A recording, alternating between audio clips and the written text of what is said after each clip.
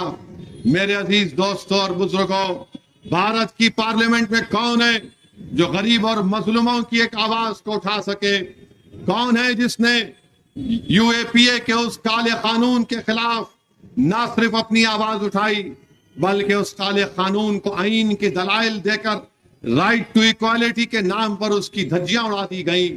میرے عزیز دوستوں اور بزرگوں، میری آپ سے یہ اپیل ہے کہ ہم حیدرآباد کا الیکشن ضرور لڑ رہے ہیں، مگر یاد رکھیے حیدرآباد کی آپ کی پارلیمنٹ کی آواز صرف حیدرآباد کے رائے دہندگان کی آواز نہیں ہے، صرف تلنگانہ کی عوام کی آواز نہیں ہے۔ آپ اور ہم نے محنتیں کی، آج حیدرآباد کی پارلیمنٹ کی آواز ہندوستان کے تمام اقلیتوں کی ایک بے باک آواز بن چکی ہے۔ حیدرآباد کی اس پارلیمنٹ کی سیٹ صرف آپ کی آواز نہیں ہے بلکہ دلتوں کی، مظلوموں کی، آدیواسیوں کی ایک آواز بن چکی ہے۔ حیدرآباد کی پارلیمنٹ کا نمائندہ ضرور آپ کا ہے مگر اس ملک سے محبت کرنے والوں کی ایک آواز بن چکی ہے، جو بڑی آرزوؤں کے ساتھ یہ دیکھتے ہیں کہ اگر ایک حکومت نے غلط قانون لے کر آیا تو کون ہے پارلیمنٹ میں جو اٹھ کر اس قانون کے خلاف آواز اٹھائے گا؟ خواتین کے تحفظات کا بل لایا گیا، کس نے اس تحفظات کے بل کی مخالفت کی؟ اس بنیاد پر کی کہ 50% اس ملک کی آبادی ادر بیکورڈ کلاسز کی ہے اور 14% کے قریب مسلم اقلیت کی ہے۔ مجلس نے مطالبہ کیا کہ بیکورڈ کلاس کی خواتین اور مسلم خواتین کو پارلیمنٹ اور اسمبلی میں ریزرویشن ملنا چاہیے۔ ہم اس بات کو قبول کرنے کے لیے تیار نہیں ہیں کہ صرف اعلیٰ ذات کے لوگوں کو ریزرویشن ملے اور جو آبادی کا 50% حصہ ہے اور 14% حصہ ہے ان کی خواتین اسمبلی اور پارلیمنٹ میں نمائندگی سے محروم ہو جائے۔ آپ اٹھا کر دیکھیے پارلیمنٹ کا ریکارڈ، آخر وقت تک مجلس نے اپنی ترمیمات پیش کی۔ ایک وقت ایسا آیا کہ موجودہ لوک سبھا کے اسپیکر نے مجھ سے پوچھا، اویسی تم ترمیمات کو پیش کرو گے؟ تو میں نے کہا ہاں میں ترمیمات کو پیش کروں گا۔ تو اسپیکر صاحب نے کہا کہ اویسی تمہارے پاس تعداد نہیں ہے۔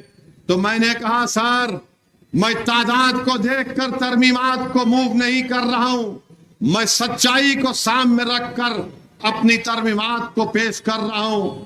ہم دو ضرور ہیں، میں اور امتیاز، مگر ہمارے ساتھ زمین و آسمان کا خالق اللہ ہے جو ہم کو پیدا کیا اور ہماری جانیں بھی لے گا۔ میرے عزیز دوستوں اور بزرگوں، یہ آپ دیکھتے ہیں کہ پارلیمنٹ کے اندر کا ریکارڈ، اسی لیے آج مجلس کے اس نمائندے سے ہر ایک کو نفرت ہے، اسی لیے ہم کو گالی دی جاتی ہے، دھمکیاں دی جاتی ہیں، تو کبھی گاڑی پر گولیاں چلائی جاتی ہیں، تو کبھی یہ کہہ دیا جاتا ہے کہ جس طرح مختار انصاری کو زہر دیا گیا، اسد الدین اویسی تجھے بھی مار دیا جائے گا۔ میں ان ظالموں سے پہلے بھی کہہ چکا ہوں، آج بھی کہہ رہا ہوں، مجھے موت کا ڈر نہیں ہے، مرنا تو سب کو ہے ایک دن۔ کوئی اس دنیا میں آیا ہے ہمیشہ رہنے کے لیے نہیں آیا ہے، ہم سب کو جانا ہے۔ ارے کون یہ دیکھے گا کہ کیسا تم گئے؟ لوگ یہ دیکھیں گے کہ اس نے زندگی کیسی گزاری۔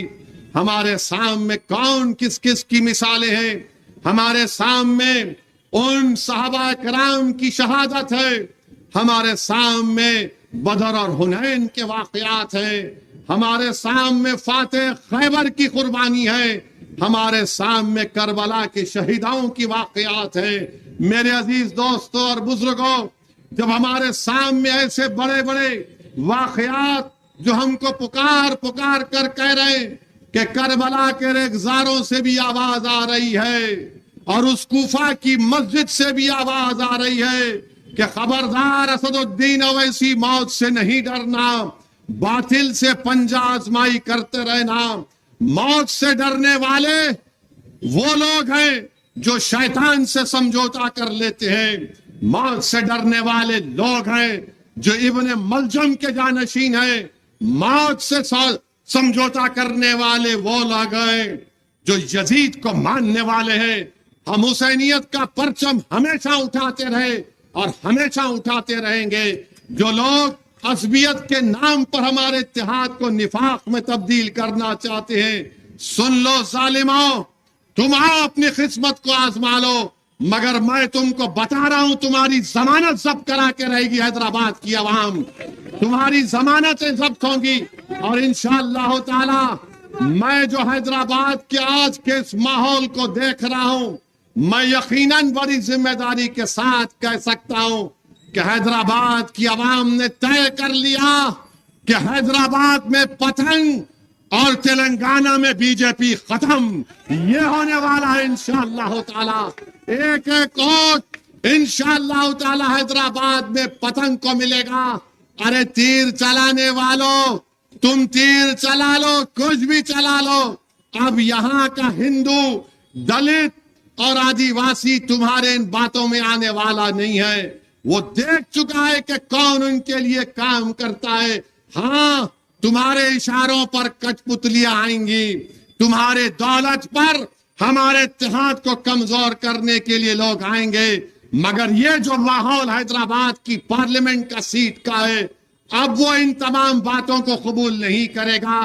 وہ ضرور تم کو دیکھے گا، تم کو سنے گا، مگر دل میں بولے گا یہ یزیدی ہے، یہ ابن ملجم ہے، یہ نمرود اور وقت کے فرعون کا ساتھی ہے، یہ ہمارے اتحاد کا دشمن ہے، یہ ٹیپو سلطان کے قاتلوں کا ساتھی ہے، یہ سراج الدولہ کے قاتلوں کا ساتھی ہے۔ ہم کو اپنے اس آئین کو بچانا ہے، تو میری آپ تمام سے اپیل ہے کہ 13 تاریخ کو ہم کو تاریخ بنانا ہے، تو آپ تاریخ بنائیں گے۔ حیدرآباد میں کیا رہے گا؟ صرف پتنگ رہے گی۔